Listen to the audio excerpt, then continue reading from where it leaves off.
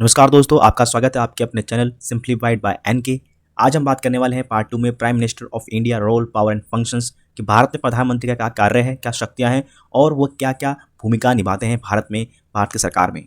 जैसा कि हमने एक सीरीज स्टार्ट की है जिसका नाम है highest constitutional positions of India, यानी कि भारत के उच्च संवैधानिक पद कौन-कौन से हैं। पहले पार्ट में बात की थी प्रेसिडेंट ऑफ इंडिया ने, भारत के राष्ट्रपति के बारे में। आज हम बात करने वाले हैं प्रधानमंत्री के बारे में। चलिए शुरू करते हैं बिना किसी देरी के। Let's begin. So prime minister संविधान के आर्टिकल 74 और 75 यानी कि 74 एंड 75 में संविधान के the constitutional article of 74 and 75 में डिस्क्राइब किया गया है प्राइम मिनिस्टर की शक्तियां, रोल एंड पावर के बारे में। सो जैसा कि executive powers of the president are exercised by the council of minister, but but real power is inherited in the prime minister. Why? Because president is a constitutional head of the state. Yes, संवैधानिक रूप से देश का मुखिया कौन है? President या राष्ट्रपति है। But the real head of the government is prime minister. Why? Because we follow the Westminster system of government. हमने जो है भारत में संसदीय लोकतांत्रिक प्रणाली को अपनाया, यानी parliamentary government form of system को अपनाया, जिसमें प्रधानमंत्री गवर्नमेंट यानी सरकार के मुखिया होते हैं, सरकार के हेड होते हैं, मिनिस्टरों के भी मिनिस्टर होते हैं, यानी कि मंत्रियों के भी मंत्री होते हैं, यानी प्रधानमंत्री। क्यों? क्योंकि ब्रिटेन से हमने ये संसदीय प्रणाली ली है, जिसमें क्या होता है, जिसमें चुनी हुई सरकार का एक मुखिया प्राइम मिनिस्टर होता है और देश का मुखिया वहाँ पर राजा को माना जाता है। क्योंकि जैसा कि ब्रिटेन जो है अभी कॉन्स्टिट्यूशनल मोनार्की है, यानी कि लोकतांत्रिक राजतंत्र है, वहाँ पर जो देश के मुखिया हैं यानी कि राजा या किंग और क्वीन, वहाँ पर राजतंत्र पहले से चलता आ रहा था, तो उसको मेंटेन रखा गया। बट ये कहा गया कि राजा या रानी या किंग एंड क्वीन पॉलिटिक्स में कोई भी इन्वॉल्वमेंट या रोल नहीं निभाएंगी, वो केवल और केवल इलेक्टेड गवर्नमेंट के ही पास होगा। Is it clear? यानी कि जो चुनी हुई सरकार होगी जनता के द्वारा, उसी के पास जो है वास्तविक शक्तियाँ होंगी काम काज करने की और कानून बनाने की। तो भारत जो है रिपब्लिक है, यानी गणतंत्र है। जैसे कि बताया था, गणतंत्र में क्या होता है, head of the state elected होता है, यानी कि देश का मुखिया चुना हुआ होता है, ना कि वंशानुगत होता है। Is that clear? बात समझ आ रही है? गणतंत्र मतलब क्या है, यानी देश का मुखिया यानी प्रेसिडेंट जो है इलेक्टेड है, चाहे वो डायरेक्टली हो चाहे इनडायरेक्टली हो। सो हम बात करने वाले हैं भारत में क्या है, पार्लियामेंट्री फॉर्म ऑफ गवर्नमेंट है। Is that clear? Parliamentary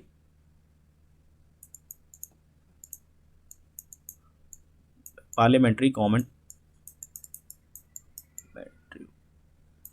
okay, so now currently जो है Narendra Modi is the 14th prime minister of India. Bharat में भी जो श्री नरेंद्र मोदी जी हैं, श्री नरेंद्र मोदी दामोदर दास मोदी जिनका पूरा नाम है, वो भी भारत के 14वें प्राइम मिनिस्टर हैं, भारत के प्रधानमंत्री हैं। और उनकी जो यूनियन गवर्नमेंट केंद्र सरकार है वो बीजेपी लेड एनडीए, यानी कि एनडीए गठबंधन, यानी जिसे कहते हैं हम नेशनल डेमोक्रेटिक अलायंस, यानी कि राष्ट्रीय लोकतांत्रिक गठबंधन, जिसमें बीजेपी जो है सबसे ज़्यादा सीट रखती है। 303 सीट अभी फिलहाल बीजेपी के पास है, यानी कि पूर्ण बहुमत है सीट का इनके पास, फिर भी गठबंधन में है। क्यों? क्योंकि इस 1990 के बाद ये गठबंधन की राजनीति शुरू हुई और जो राष्ट्रीय दल है जैसे बीजेपी या कांग्रेस, इनको जरूरत पड़ी कि अब हमें गठबंधन बना के रहना चाहिए, क्योंकि ऐसी भी स्थिति आ सकती है जब मेजोरिटी में ना हो बट हम पे कम सीटें हों और सबसे ज़्यादा सीटें हों, तो हम ऐसे जो छोटे दल हैं, छेदे दल हैं, उनको अब गठबंधन में शामिल करके सरकार बना सकते हैं। तो इसलिए बीजेपी भी एनडीए के साथ चलती है। शुरू करते हैं। Prime minister needed to be always from the Lok Sabha. की अपॉइंटमेंट किसकी हो सकती है? प्राइम मिनिस्टर की, यानी किसको प्राइम मिनिस्टर बनाया जाता है उसकी बात कर रहे हैं। तो जो केवल जो लोकसभा से, ये कह रहे हैं कि prime minister need not to be always from the Lok Sabha, यानी जो प्रधानमंत्री बनते हैं वो लोकसभा से हमेशा लोकसभा से नहीं हो सकते, मतलब जरूरी नहीं है कि वो लोकसभा से ही मेंबर हो, वो राज्यसभा से मेंबर हो सकते हैं, उसको भी प्रधानमंत्री नियुक्त किया जा सकता है। ऐसा कोई रूल नहीं है कि उनको लोकसभा से चुने होने चाहिए। यानी कि ऐसा रूल भी है, यदि कोई व्यक्ति पार्टी में बहुत मुखिया है, बहुत नामी गिरामी है या सीनियर है और उनकी पार्टी की ज़्यादा सीटें आती है, मेजोरिटी आती है और वो सरकार बनाते हैं, पर कोई ऐसा व्यक्ति जो सीनियर है, वो लोकसभा के मेंबर भी नहीं है, फिर भी उसको प्राइम मिनिस्टर बनाया जा सकता है। बट लॉ ऐसा कहता है कि उनको 6 महीने के अंदर अंदर मेंबर ऑफ पार्लियामेंट इलेक्टेड होना होगा। Now prime minister need not to be sitting member of the parliament. वही सिंपल बात है, सिटिंग मेंबर भी नहीं जरूरी नहीं है सिटिंग मेंबर हो, कोई भी व्यक्ति हो सकता है। ठीक है, नो फॉर्मल क्वालिफिकेशन। अब देखिए, ये विडंबना है हमारे देश की कि भारत में प्रधानमंत्री का पद बहुत महत्वपूर्ण है, सारी वास्तविक शक्तियां प्रधानमंत्री के पास आती हैं, फिर भी संविधान के आर्टिकल, सबसे कम आर्टिकल 74 और 75 में बताया गया है कि प्रधानमंत्री के रोल एंड फंक्शन पावर क्या होंगी।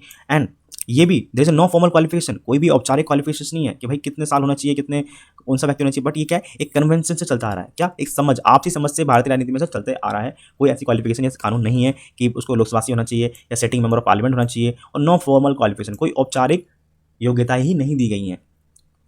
Now move forward. So now what is the tenure of the prime minister?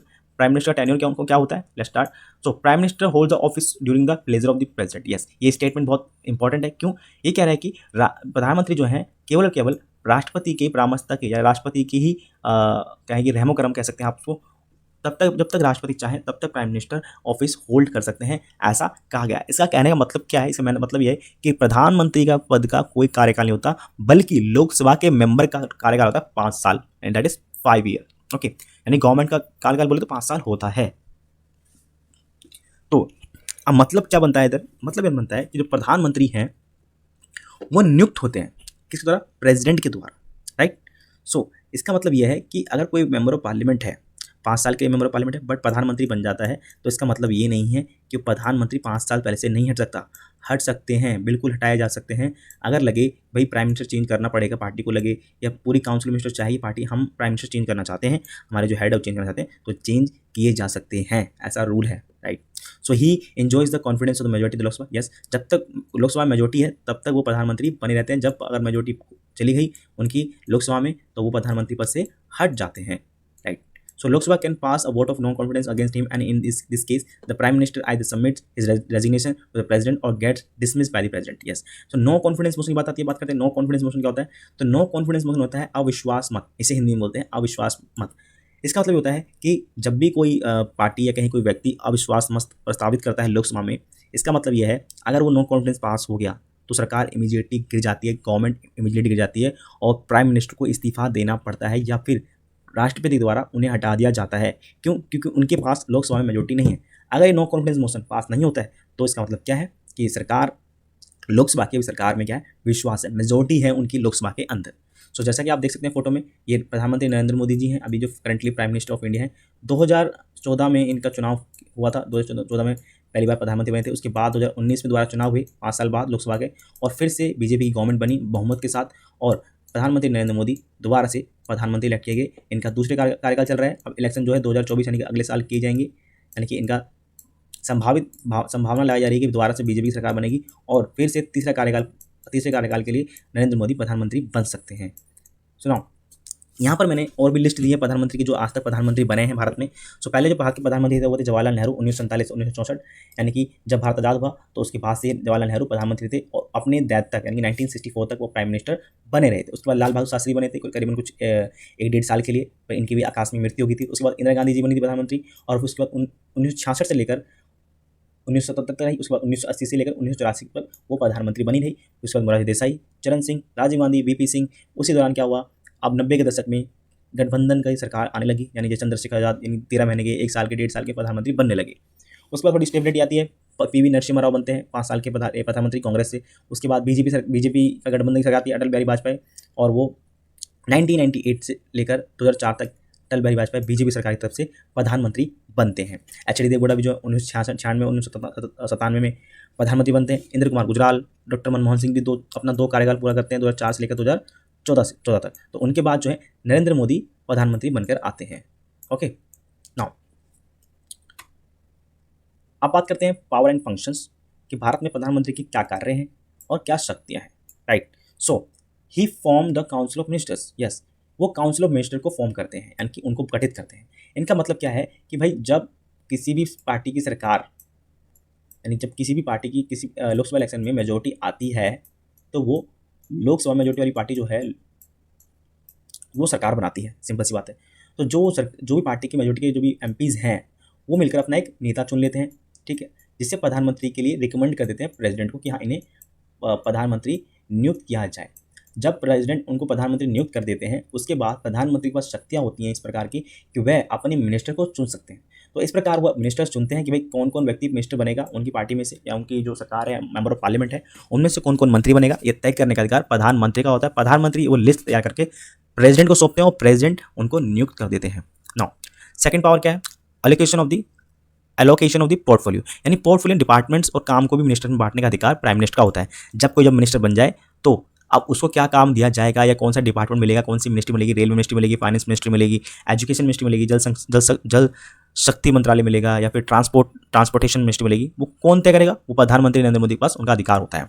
Now he is a chairman of the cabinet, yes. Cabinet क्या होती है, वो काउंसिल ऑफ मिनिस्टर में से कुछ ऐसे 20-25 मिनिस्टर होते हैं जो इंपॉर्टेंट मिनिस्टर्स होते हैं या कहें बहुत ज़्यादा महत्वपूर्ण डिपार्टमेंट संभाले होते हैं, जैसे एजुकेशन मिनिस्ट्री है, फाइनेंस मिनिस्ट्री है, रेलवे मिनिस्ट्री है। ऐसे मिनिस्टर्स का मिलाकर कैबिनेट मिनिस्टर बनते हैं जो सारे फैसले या पॉलिसीज बनाते हैं और लेते हैं, राइट। तो उसकी हेड कौन होते हैं, प्रधानमंत्री होते हैं। Now removal of the ministers, yes, अब किसी मिनिस्टर को हटाना हो तो उसका अधिकार भी प्रधानमंत्री के पास होता है।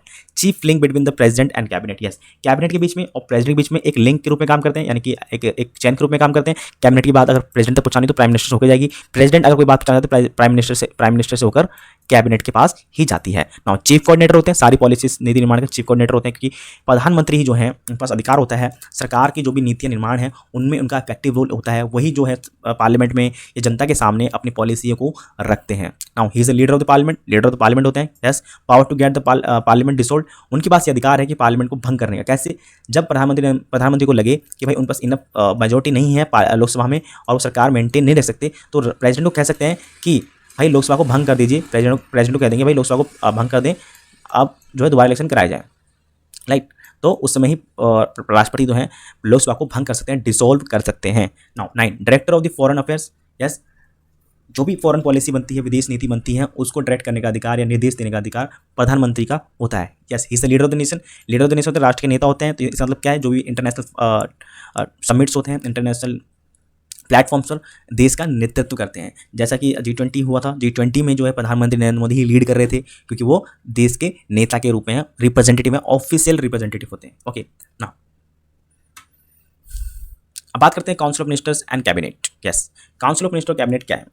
जब हम प्रधानमंत्री की बात कर रहे हैं तो हमारा ये काउंसिल ऑफ मिनिस्टर या कैबिनेट की बात के बिना हम प्रधानमंत्री की शक्तियों और उनके रोल फंक्शन को नहीं समझ सकते। यस, तो जैसे बताया कि भाई काउंसिल ऑफ मिनिस्टर को कौन अपॉइंट करवाता है? प्राइम मिनिस्टर करवाते हैं। So council of minister consist of all categories of ministers, cabinet ministers and ministers of the state. Yes, 3 category के मिनिस्टर्स होते हैं।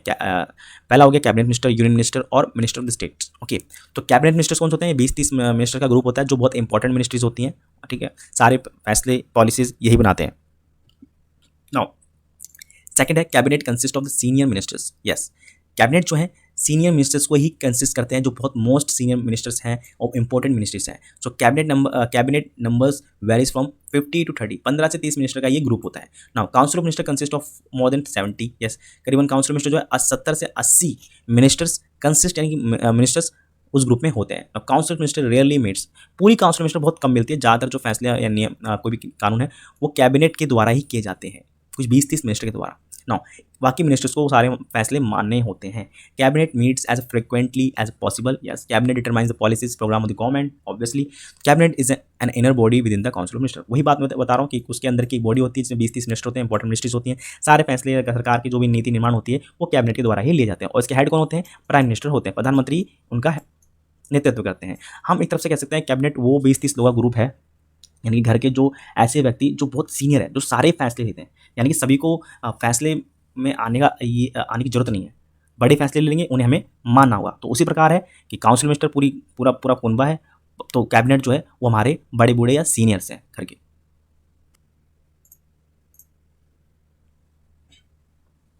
नाउ अब बात करते हैं power and functions of the cabinet, कि कैबिनेट की शक्तियाँ और क्या हैं। तो जैसा कि कैबिनेट जो है headed by the prime minister के द्वारा हेडेड होती हैं। So the executive powers of the prime minister are exercised by the cabinet headed by the prime minister. Yes, जैसे कि आर्टिकल 74 ऑफ द कॉन्स्टिट्यूशन कहता है कि the president shell work on the advice of the council of minister, यानी council of minister cabinet के द्वारा ही president जो है अपने कोई काम करेंगे, उनके परामर्श के बिना काम नहीं करेंगे। ऐसा आर्टिकल 74 क्लियरली संविधान में ऐसा कहता है। और प्राइम मिनिस्टर अगर हेड करते हैं तो सिंपली बात है कि कैबिनेट के फैसले प्राइम मिनिस्टर के द्वारा अफेक्टेड होंगे और कैबिनेट के फैसले और प्रेसिडेंट के फैसले कैबिनेट के द्वारा इफेक्टेड होंगे। एक चैन है, तो अल्टीमेटली प्राइम मिनिस्टर ही उनके सभी के फैसलों को इफेक्ट कर रहे हैं।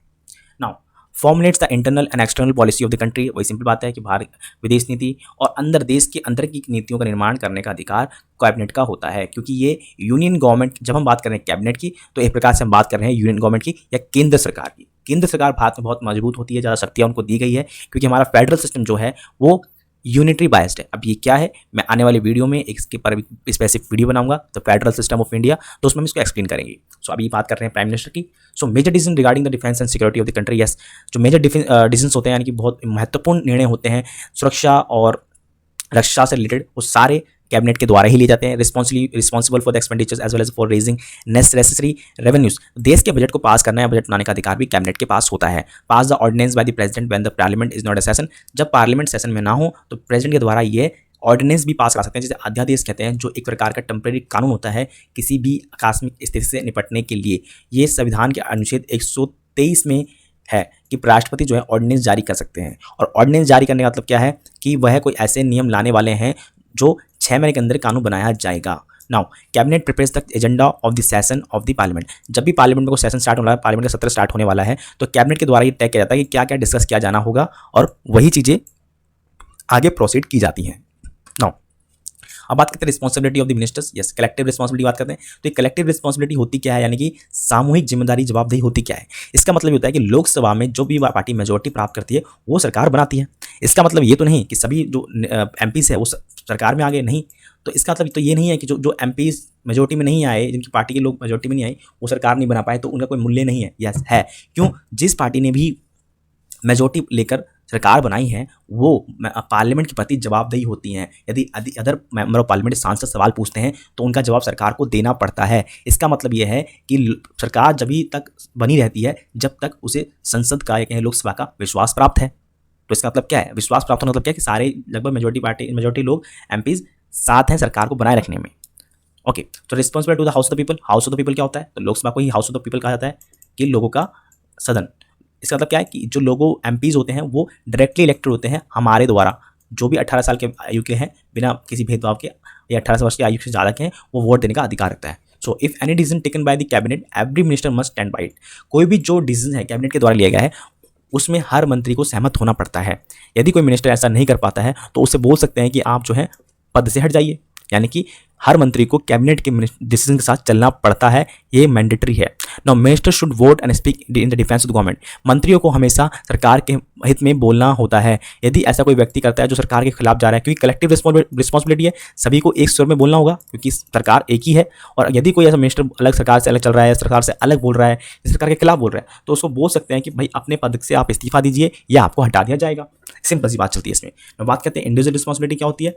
सो व्यक्तिगत जवाबदेही कब होती है? When an action taken by the minister without the concurrence of the cabinet और the prime minister is criticised and not approve by the parliament. Simple सी बात है, जब कोई मिनिस्टर जो है अपने आप से डिसीजन ले ले, कैबिनेट से ना पूछे, प्रधानमंत्री से ना पूछे, और यहाँ तक कि पार्लियामेंट के द्वारा भी उसकी आलोचना की जाए, तो ऐसे में उस मिनिस्टर जो है इंडिविजुअली यानी कि व्यक्तिगत रूप से जवाबदेही होता है, ना कि सरकार में इसका कोई इन्वॉल्वमेंट नहीं होता है। Now if the person conduct of the minister is questionable and unbecoming he may have to resign without affecting the fate of the government. यदि ऐसा पाया जाता है कि भाई कोई मिनिस्टर जो है उस मिनिस्टर जो है ऐसा कर रहा है और वो क्वेश्चनेबल है, तो इसका मतलब क्या है? इसका मतलब यह कि वो सरकार को बिना इफेक्ट किए हुए वो रिजाइन दे सकता है। So if the minister becomes the liability और embarrassment of the to the prime minister he may be asked to quit. यदि कोई मंत्री जो है सरकार के या कहीं प्रधानमंत्री के लिए शर्मसार बन जाता है या बोझ बन जाता है, तो उसे कहा जा सकता है कि आप पद को छोड़ दीजिए, आप पद से हटा दिया जाएगा या तो आप पद को छोड़ दीजिए। यदि कोई मंत्री बना है तो उसे सरकार के साथ चलना होता है। नाउ अब बात करते हैं अंत में वीडियो में the position of the PM, यानी भारत के प्रधानमंत्री का पद कितना महत्वपूर्ण है। जी, भारत में प्रधानमंत्री का पद बहुत महत्वपूर्ण है। सारी राजनीति जो है प्रधानमंत्री के इर्द गिर्द घूमती है। हर कोई जो राजनेता भारत में बनता है वो प्रधानमंत्री बनने का सपना देखता है। आज के समय में देख सकते हो कि इतनी मारामारी हो रही है कि विपक्षी पार्टियां जो है एक इंडिया करके अलायंस बनाकर एक साथ आ रही हैं ताकि बीजेपी को हराया जाए, और इतने सारे लोग चेहरे प्रधानमंत्री के सामने बनकर आ रहे हैं। ये क्या दर्शाता है? इतनी जो विपक्षी पार्टियां एक साथ आई हैं, करीबन 26 पार्टियां जिनकी विचारधारा तक एक साथ नहीं बनती। इसका मतलब क्या है कि राजनेता इतनी बड़ी आकांक्षा रखते हैं कि वह प्रधानमंत्री बनने के लिए कुछ भी कर सकते हैं। ऐसे में बीजेपी सरकार में भी इसी प्रकार का होड़ चलती रहती है कि अभी तो प्रधानमंत्री का उसका चेहरा नरेंद्र मोदी है, परंतु ये हो सकता है जब प्रधानमंत्री नरेंद्र मोदी का कार्यकाल पूरा हो जाए, वो बूढ़े हो जाए, तब ऐसी बीजेपी में क्राइसिस है कि भाई प्रधानमंत्री पद का चेहरा कौन होगा। So Article 75 of the Indian Constitution mentioned the Prime Minister is one who is appointed by the President and there is no specific procedure for his election of appointment. Yes, simple सी बात है कि भारत में प्रधानमंत्री का पद इतना उच्च है, इतना महत्वपूर्ण है, फिर भी संविधान में इतना उनके बारे में नहीं लिखा गया है, ये बताया नहीं गया है कि उनका प्रोसेस क्या होगा, उनकी बेसिक क्वालिफिकेशंस क्या होंगी और उनको कैसे अपॉइंट किया जाएगा, या मतलब कैसा फॉर्मल प्रोसीजर होगा अपॉइंट करने का। तो ऐसा कोई फॉर्मल प्रोसीजर है ही नहीं, सिंपल कन्वेंशनली होता जा रहा है और संविधान के आर्टिकल 74-75 में ही मेंशन किया गया। इससे ज़्यादा कोई आर्टिकल है ही नहीं जो प्राइम मिनिस्टर का जिक्र करते हों, और कोई ऐसा स्पेसिफिक प्रोसीजर भी नहीं है उनको चुनाव करने का ना अपॉइंट करने का। So all this positions of the power when the combined in one person make him rank much above an ordinary minister. इतनी सारी शक्तियां जो एक व्यक्ति में समाहित हो जाती हैं यानी प्राइम मिनिस्टर में, वो अन्य मिनिस्टर से उसको अलग बनाती है। इसका मतलब क्या है? The death and resignation of the prime minister automatically brings about the dissolution of the council of minister. यदि प्राइम मिनिस्टर रिजाइन कर दें या उनकी कोई डेथ हो जाए आकस्मिक रूप से, तो इसका मतलब क्या, अल्टीमेटली जो काउंसिल मिनिस्टर है वो डिसॉल्व हो जाएगी, भंग हो जाती है, या कह सकते हैं यहाँ तक कि लोकसभा भी में उनकी सरकार गिर सकती है। So now it generates a vacuum. जब उनकी मृत्यु होती है वो एक वैक्यूम जनरेट करते हैं, ठीक है। The demise and resignation and dismissal of the ministers creates only vacancy, ठीक है। जब प्राइम मिनिस्टर की रिजाइन करते हैं या उनकी मृत्यु होती है तो वैक्यूम एक मतलब कि एक खाली स्थान बन जाता है। इसका मतलब क्या है कि सरकार गिर जाती है, सरकार टूट जाती है, बट कोई मिनिस्टर अगर पद से हटता है या उसकी डेथ हो जाती है, रेजिग्नेशन देता है, तो बस एक पद खाली होता है, तो उसकी जगह दूसरा कोई व्यक्ति आ सकता है। सो जिसमें क्या है, प्रधानमंत्री चाहे तो उस पद को भर दे, ना भरे उनकी मर्जी है। ऐसे कोई सरकार की स्थिरता पे कोई इफेक्ट नहीं पड़ता है। The government can not function without the prime minister but the absence of the minister can be easily compensate. इसका मतलब क्या है, प्राइम मिनिस्टर का पद इतना महत्वपूर्ण है सरकार के लिए, यदि प्राइम मिनिस्टर ना हो तो सरकार काम नहीं कर पाएगी, सरकार गिर जाती है, सरकार चल नहीं पाती है। बट कोई मिनिस्टर चला जाए उससे कोई फर्क नहीं पड़ता। तो इसका मतलब कंक्लूजन ये है कि भारत में प्रधानमंत्री का पद इतना महत्वपूर्ण है कि सरकार इनके बिना नहीं चल सकती। हर कोई राजनेता जो भारत में बनकर आता है वो प्रधानमंत्री बनने का सपना जरूर देखता है, क्योंकि अल्टीमेटली देश की सारी शक्तियाँ प्रधानमंत्री के पास होती हैं, देश के सारे डिसीजन प्रधानमंत्री के द्वारा ही इफेक्ट होते हैं, या चाहे वो फॉरेन पॉलिसी हो, चाहे डिफेंस पॉलिसी हो, चाहे देश की कोई भी डिप्लोमेटिक कोई भी ऐसे या कहीं फाइनेंशियल से रिलेटेड कोई भी नियम हो, वो सारे प्राइम मिनिस्टर के द्वारा इफेक्टेड होते हैं। क्योंकि प्रधानमंत्री के पास इतनी अल्टीमेट पावर्स होती हैं कि मिनिस्टर किसको बनाना है किसको नहीं बनाना वो डिसाइड करते हैं, और सरकार में किस प्रकार से वो कैबिनेट बनाएंगे ये भी प्राइम मिनिस्टर तय करते हैं। और पार्टी लाइन में जो सीनियर नेता होता है वो प्राइम मिनिस्टर अल्टीमेटली नियुक्त हो सकते हैं यदि एमपीज जो हैं ऐसा चाहें जो मेजोरिटी पार्टी में है। सो आई होप आपको समझ में आया होगा कि प्रधानमंत्री का पद हमारे देश में कितना इंपॉर्टेंट है, और नए नए फैक्ट आपको पता लगे होंगे। सो आने वाली वीडियो में हम और नए फैक्ट बताएंगे संविधान से रिलेटेड, और जितने भी अलग अलग नई पोजीशंस हैं या कहीं जितनी भी इंपॉर्टेंट पोजीशंस हैं उनके बारे में आपको जरूर बताएंगे, इन्फॉर्मेशन देते रहेंगे। तो आप हमारे साथ बने रहिए, हमारे यूट्यूब चैनल को सब्सक्राइब कर लीजिए और शेयर कीजिए, और साथ ही साथ इन्फॉर्मेटिव वीडियो के लिए हमारे साथ बने रहिए। आज के लिए इतना ही, मिलते हैं नेक्स्ट वीडियो में। धन्यवाद, जय हिंद, जय भारत।